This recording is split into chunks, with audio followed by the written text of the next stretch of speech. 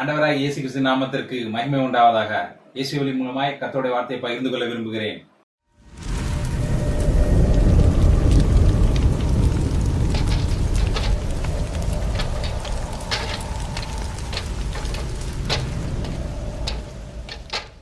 வேதத்திலிருந்து ஒரு வசனத்தை காண்பித்துக் கொடுக்கிறேன். அது 1 ராஜாக்கள் 18வது அதிகாரம் 30வது வசனம். அப்பொழுது எலியா சகல ஜனங்களையும் நோக்கி, என் கிட்டே வாருங்கள் என்றான். சகல ஜனங்களும் அவன் கிட்டே வந்தபோது தகர்க்கப்பட்ட கர்த்தருடைய பலிபீடத்தை அவன் செப்பனிட்டு. வேதத்துல ஒரு காரியத்தை காண்பித்து கொடுக்குது. என்ன அப்படின்னா, பலிபீடம் தகர்க்கப்பட்டிருக்குது. எலியா மீண்டுமா அந்த பலிபீடத்தை என்ன பண்ணாரு, சரி செய்யறாரு. இப்ப இங்க எலியா ஒரு காரியத்தை செய்யறாரு. என்ன அப்படின்னா, தேவனுடைய அக்னி இறங்குவதற்காக இந்த பலிபீடத்தை சரி செய்யறாரு.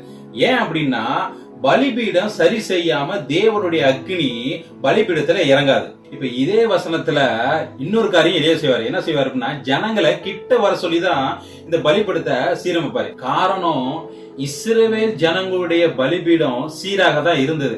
அதாவது தேவனுக்காக இவங்க கட்டின இந்த பலிபீடங்கள் சீரா தான் இருந்தது. அதுல பலிகள் தேவனுடைய அக்னினால தகனிக்கப்பட்டது.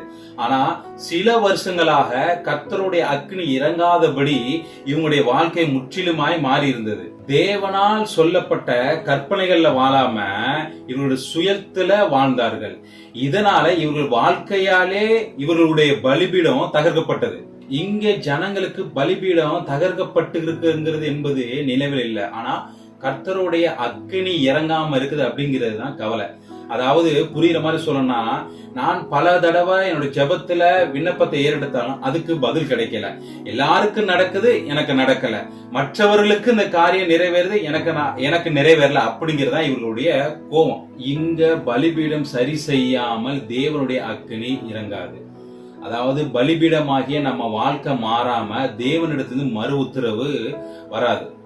இங்க எலியா அதனால்தான் ஜனங்களை கிட்ட வர சொல்லி பலிபீடத்தை சரி செய்தால்தான் தேவனுடைய அக்னி இறங்கும் என்பதை செய்து காட்டுகிறார். சரி, அப்போ பலிபீடம் கட்டணும், அதனால தேவனுடைய அக்னி இறங்குச்சு அப்படிங்கிறீங்க. இப்போ நான் எங்க போய் பலிபீடம் கட்டுறது அப்படின்னு நீங்க கேட்டீங்கன்னா, வேதத்தில் இன்னொரு வசனத்தை கூட உங்களுக்கு காண்பித்து கொடுக்கிறேன். அப்போஸ்தலர் 2வது அதிகாரம் 2-3 வசனங்கள். அப்பொழுது பலத்த காற்று அடிக்கிற முழக்கம் போல் வானத்திலிருந்து சடிதியாய் ஒரு முழக்கம் உண்டாகி அவர்கள் உட்கார்ந்திருந்த வீடு முழுவதையும் நிரப்பிற்று. அல்லாமலும் அக்னிமயமான நாவுகளைப் போல பிரிந்திருக்கும் நாவுகள் அவர்களுக்கு காணப்பட்டு அவர்கள் ஒவ்வொருவர் மேலும் வந்து அமர்ந்தது. இங்க நம்முடைய பலிபீடத்தை சீரமைக்கணும் அப்படின்னா ஒரு இடத்துல, அதாவது அவருடைய சமூகத்துல அமர்ந்திருக்கணும். அவருடைய சமூகத்துல நீங்க அமர்ந்திருக்கும் போது அவர் உங்களுக்கு நீங்க எதை செய்யணும் எதை செய்யக்கூடாது அப்படிங்கிற காரியத்தை அவர் சொல்லிக் கொடுப்பார். அதாவது எப்படின்னா, நம்ம கவலையா இருக்கிறது, நம்ம கசப்பா இருக்கிறது, நமக்குள்ள இருக்கக்கூடிய பெருமைகள், இதெல்லாம் கர்த்தரானவர் விடுவதற்கும் அதுல இருந்து விடுதலை ஆகுவதற்கும் அவருடைய சமூகத்துல உட்காரும் போது அவரை நம்ம கற்றுக் கொடுப்பார். அதாவது நம்மள பலிபீடத்தை திரும்ப கட்டப்படுவதற்கு இது ஏதுவான ஒரு காரியமா இருக்கும். இப்படிப்பட்ட காரியங்களை உங்களுக்குள்ள மாத்திக்கொள்ளும் போது வாழ்க்கையாகிய உங்க பலிபீடம் சீரமைக்கப்படும். அப்போது கர்த்தருடைய அக்னிமயமான நாவுகள் உங்க மேல அமரும். அப்படி கர்த்தருடைய அக்னி உங்க மேல அமரும் போது உங்களை கொண்டு அவர் பெரிய காரியங்களை அவர் செய்வார். உங்க பலிபீடத்தை தேவ சமூகத்தில் அமர்ந்து ரெடி பண்ணுங்க. அப்போது உங்களுடைய ஜெபம் அவர் இடத்துல கேட்கப்படும். அதுக்கப்புறம் அவர் உங்க வாழ்க்கையில பெரிய காரியங்களை செய்வார்.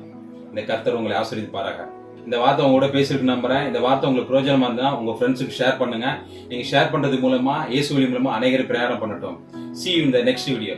May God the Father, the Lord Jesus and the Holy Spirit bless and protect you. Amen.